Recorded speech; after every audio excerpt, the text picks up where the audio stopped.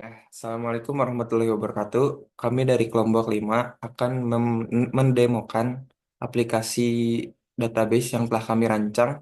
Kami mengambil topik role playing game, database role playing game. Oke, untuk skenario pertama eh, akan dipresentasikan oleh teman saya, akan didemokan oleh teman saya. Perkenalkan, saya Depi Febrianti dengan NIM 23152439. Di sini, saya kebagian membuat fitur pembuatan akun. Jadi, dalam pembuatan akun ini ada empat, dua fungsi dan dua prosedur. Fungsi pertama yaitu cek email available. Jadi, fungsi ini bertujuan untuk mengecek ketersediaan email.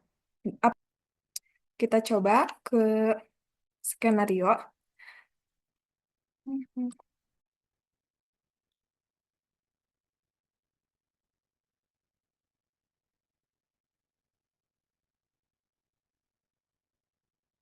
Di sini saya akan mengecek email yang dapat digunakan.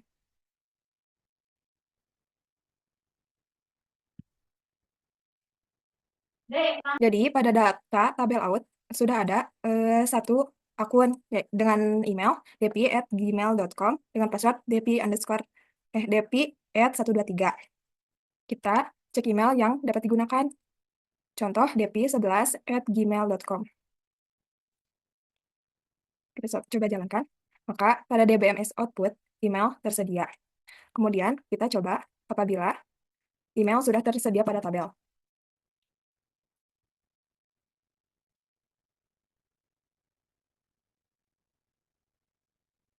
Maka pada DBMS output, email sudah digunakan. Kemudian, fungsi yang kedua yaitu strength.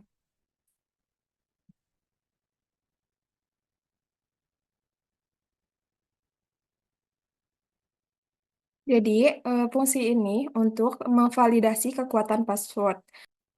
Kita coba.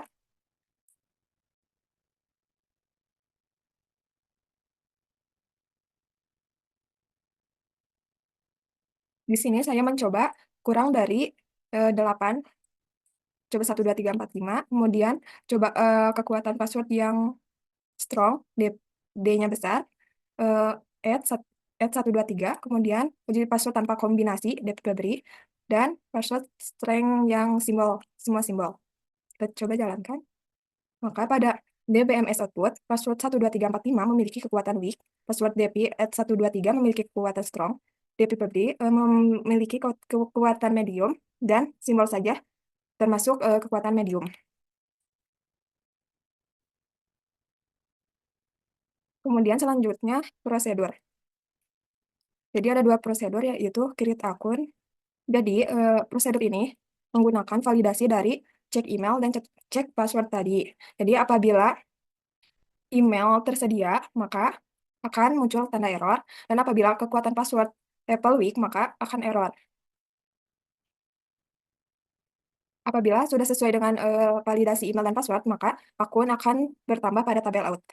Di sini saya coba membuat akun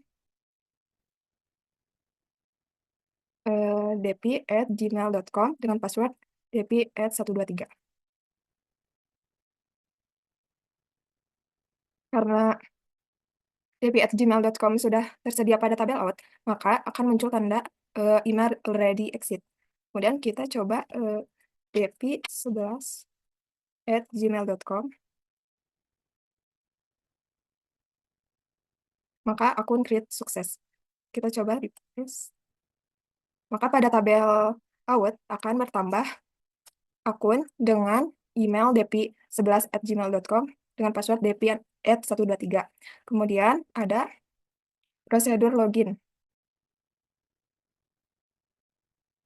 Prosedur ini untuk memvalidasi email dan password. Apabila email dan password sesuai dengan akun yang ada pada tabel out, maka akan muncul login sukses. Apabila error, akan muncul invalid email or password. Kita coba.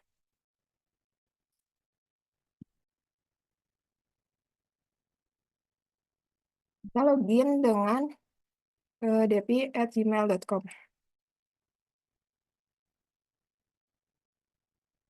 maka tampilannya akan login sukses. Kemudian apabila passwordnya salah, install Gephi 11. Tampilan yang muncul akan seperti berikut. Sekian demo dari saya. Baik, selanjutnya itu saya. Sebelumnya perkenalkan diri dulu. Nama saya Sri Ariska Latifasari dengan NIM belakang 037. Nah, di sini saya itu kebagian di fitur profiling. Nah, saya itu membuat satu function dan dua prosedur. Nah, untuk yang pertama itu function cek username availability. Nah, fungsi ini bertujuan untuk memeriksa apakah username yang diberikan sudah tersedia dalam tabel profile.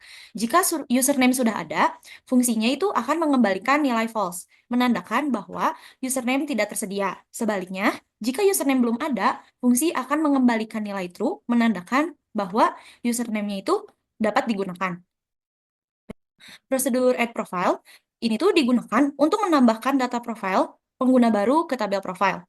Prosedur ini memastikan bahwa username yang diberikan itu unik menggunakan fungsi check username availability. Nah, jika username-nya unik, prosedur akan memeriksa domisili ID berdasarkan kombinasi city dan country di tabel domisil. Nah, ini.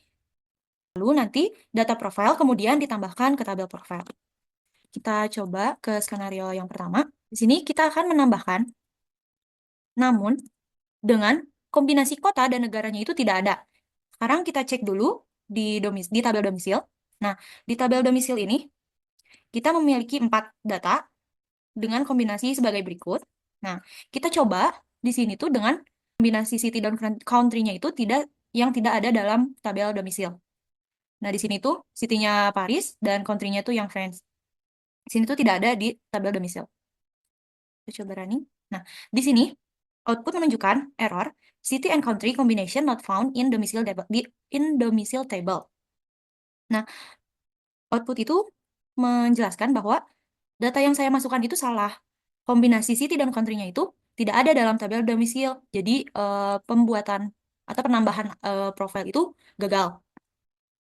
Selanjutnya, untuk skenario yang kedua, username-nya baru, lalu kombinasi kota dan negaranya juga valid. Kita lihat di tabel out. Nah, di tabel out ini kan tadi sudah ditambahkan menjadi ada dua out. Nah, saya itu baru mempunyai profile untuk out ID 1. Nah, kita lihat di tabel profile. Nah, out ID-nya itu 1. Jadi, untuk out ID yang 2, itu kita belum memiliki profile. Kita coba tambahkan profile untuk out ID yang kedua. Lihat di sini. Nah, di sini out ID yang kedua dengan nama username-nya Astria, username baru. Lalu kombinasi city dan country-nya itu London dan UK, yaitu di domisil ID-nya itu 3. Kita lihat di domisilnya. Nah, ini yang UK dan London, yaitu domisil ID-nya yang 3. Kita coba untuk running. Nah, di sini profile added successfully. Kita lihat di tabel profile akan muncul username Astria dengan out ID-nya 2 dan domisil ID-nya 3. Selanjutnya, yaitu ada prosedur update profile. Nah, prosedur ini itu digunakan untuk memperbaharui data profil pengguna di tabel profile. Sebelum memperbaharui, prosedur itu memastikan bahwa username yang diberikan unik menggunakan fungsi check username availability. Jika username-nya tersedia, prosedur memperbaharui informasi pengguna, termasuk username, tanggal lahir, dan lokasi, dengan mencari domisil ID berdasarkan city dan country. Baik, kita langsung masuk ke skenario-nya. Jika kita akan mengupdate profile, namun dengan username yang sudah digunakan. Misal nih, di tabel profile, dengan out ID-nya 1. Out ID 1 kan asalnya bernama QP. Saya akan mencoba dengan nama Astria, seperti out ID-nya yang 2, Astria. Kita coba running. Nah, di sini output menunjukkan error username already exists. Jadi, saya gagal untuk mengupdate profile karena username-nya itu sudah digunakan di profile lain gitu. Selanjutnya itu skenario terakhir dengan update-nya itu berhasil. Di sini memasukkan nama dengan nama yang belum ada sebelumnya, lalu dengan kombinasi kota dan negaranya itu sesuai pada tabel domisil. Kita lihat di sini ya, yang buat out ID-nya 2, yang sebelumnya itu username-nya Astria, akan saya ubah menjadi update Astria, dan kombinasi negara dan kotanya itu asalnya di sini domisilnya itu 3, domisil ID-nya juga akan berubah menjadi 2. Coba running. Profile update successfully, kita coba lihat. Nah, di sini username-nya itu berubah menjadi update Astria dan domisili ID-nya juga berubah menjadi 2. Baik, selanjutnya akan dilanjutkan oleh teman saya. Baik, di sini saya akan menjelaskan tentang fitur kustomisasi karakter. Sebelumnya, perkenalkan nama saya Alia Naila Putri Asadila dengan NIM belakang 036. Di sini saya membuat fitur untuk kustomisasi karakter, di mana karakter ini akan dibuat apabila pemain telah login dan juga telah memiliki profile. Nah, untuk membuat karakter baru ini digunakan prosedur bernama customize karakter, di mana parameternya itu adalah out ID dan juga gender dan juga role. Nah, role ini tuh ada 4, yaitu warrior, mage, assassin, dan tanker. Pada prosedur customize karakter ini terdapat panggilan fungsi dari get default item, di mana parameternya adalah role. Nah, get default item ini adalah fungsi untuk mengkonfigurasi item dari karakter. Jadi karakter yang dibuat ini akan memiliki item default. Get default item ini parameternya adalah role. Di mana role ini yang seperti yang saya sebutkan tadi ada warrior, mage, dan sebagainya. Setiap role ini tuh akan dicek di mana ketika role tersebut dimasukkan, maka fungsi ini akan mengembalikan ID dari item yang akan digunakan oleh karakter tersebut. Contohnya, pada role warrior, dia akan menggunakan helmet dengan dengan ID 1. Dan juga begitu selanjutnya. Selanjutnya, saya akan mencoba untuk memanggil fungsi dari get default item ini. Di sini saya memasukkan bahwa role-nya itu adalah warrior. Nah, saat di run, dia akan muncul bahwa ID item dari helmet tersebut yang digunakan adalah 1, item dari armornya ID-nya 2, terus shield-nya 3, weapon-nya 4. Selanjutnya, seperti yang saya jelaskan sebelumnya, bahwa untuk membuat karakter itu dibutuhkan prosedur customize karakter. Prosedur ini di dalamnya saat kita menjalankan prosedur ini, maka dia akan otomatis membuat inventory dan juga berbagai hal yang berkaitan dengan karakter. Mari kita jalankan. Di sini prosedurnya akses, di mana di sini juga ditampilkan bahwa nilai dari health, agility, strength, durability-nya itu pada karakter adalah segini. Di sini tuh tertulis bahwa karakter sudah terbuat. Pada saat prosedur ini dijalankan, akan otomatis membuat inventory, di mana inventory ini yang nantinya akan digunakan untuk karakter. Jadi inventory ID-nya ini berdasarkan dengan out ID. Selanjutnya, itu di sini dia akan otomatis membuat menginsert kepada tabel XP, di mana nanti karakter ini, player ini akan memiliki XP dengan ID seperti out ID ini, dan juga dengan require itu 100, dan juga have-nya adalah 0. Dia akan otomatis memiliki statistik karakter tersebut, di mana statistik ini pada prosedurnya yaitu out ID yang ini ditambah dengan 100, maka statistik ID-nya akan 101, dan juga berikut adalah nilai dari health, agility, strength, intelligence, dan durability, dan sama dengan yang ditampilkan pada DBMS output tersebut. Nah, selanjutnya pada customize karakter ini, tentunya dia pasti akan membuat karakter ID-nya berdasarkan dari out ID, kemudian gendernya yang sesuai dengan yang kita masukkan yaitu female, dan juga role-nya sesuai dengan yang kita masukkan atau mage. Setelah itu, dia juga akan membuat otomatis menginsert data pada tabel player, di mana ID-nya sama dengan out ID, kemudian otomatis dia itu levelnya 1 dan juga mempunyai gold 0. Kemudian dia ini akan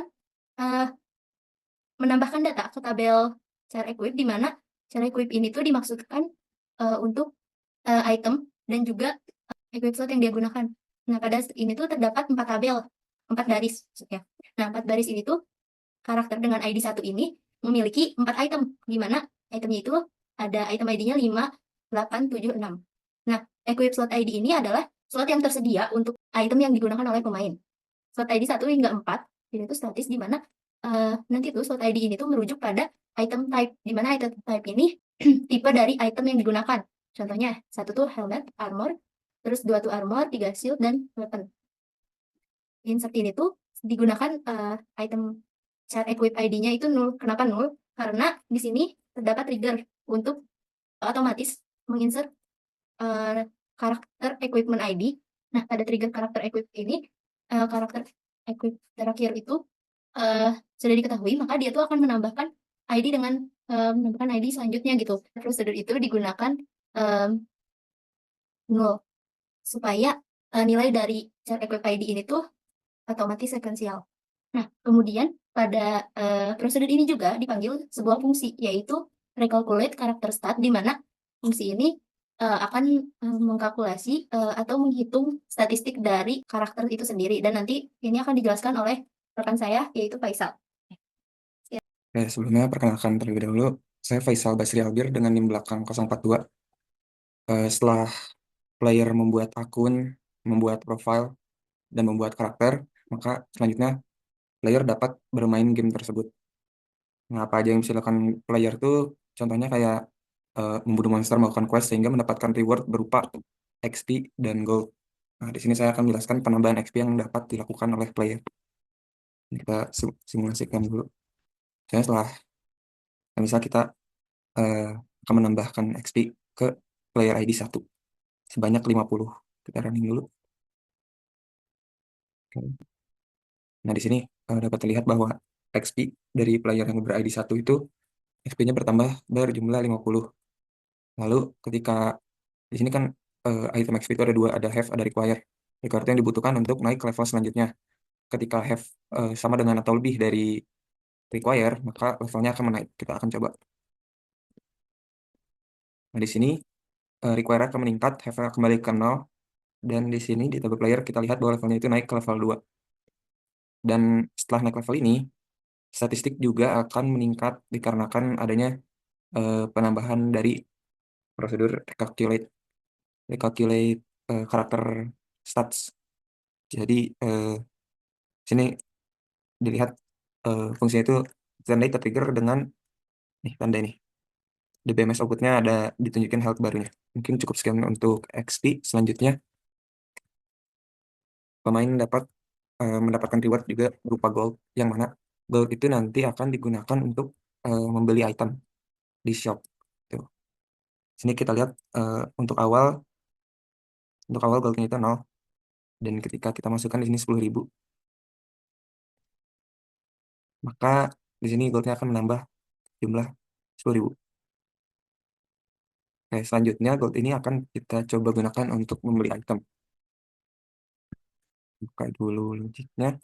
Nah, di sini bisa kita lihat ini artinya tuh player 1 membeli item di shop yang ID-nya 1, lalu eh, dia membeli item item di shop yang ID-nya itu 17, Frostguard Vest dengan harga 2.200 gold. Coba pertama kita cek dulu dari gold player. Nah, di sini gold player sudah berkurang sesuai dengan jumlah yang dibeli. Lalu selanjutnya di inventory pun kita lihat inventory itemnya sudah bertambah 1. Dari sini goldnya udah 0, kita coba beli lagi. Nah, di sini terdapat pesan error, yaitu saldo emasnya tidak cukup untuk membeli item. Oke, selanjutnya setelah pembelian item, sini juga terdapat fitur untuk menjual item. Jadi player setelah membeli pun bisa menjual item yang dia ingin jual. Contohnya, misalnya kita jual salah satu item ya. Item yang tadi kita beli itu item 23 ke mana tadi jika dengan kuantitinya misalnya kita jual 1 karena cuma ada 1. Kita jual,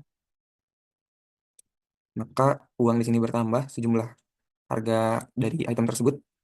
Lalu di sini itemnya pun sudah hilang dari inventory, udah dijual. Nah, terus selanjutnya juga pemain dapat mengganti equipment ya atau pakaian ya, sehingga juga dapat mempengaruhi terhadap statistiknya. Sini kita coba lihat dulu di sini equipment karakter awalnya. Sini menggunakan item default. Coba kita ganti menggunakan item yang kita punya. Jalankan terlebih dahulu saja.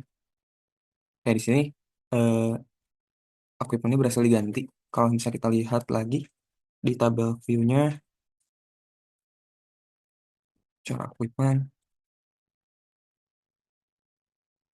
Nah, di sini yang tadinya default, tamanya masih default, shieldnya masih default, sekarang udah diganti jadi Solar Aegis.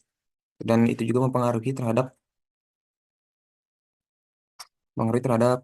statistik. Ini bisa dilihat recalculate statistik juga kembali ke trigger. Mungkin cukup sekian presentasi atau demo dari saya dan juga mengakhiri demo program dari kelompok kami.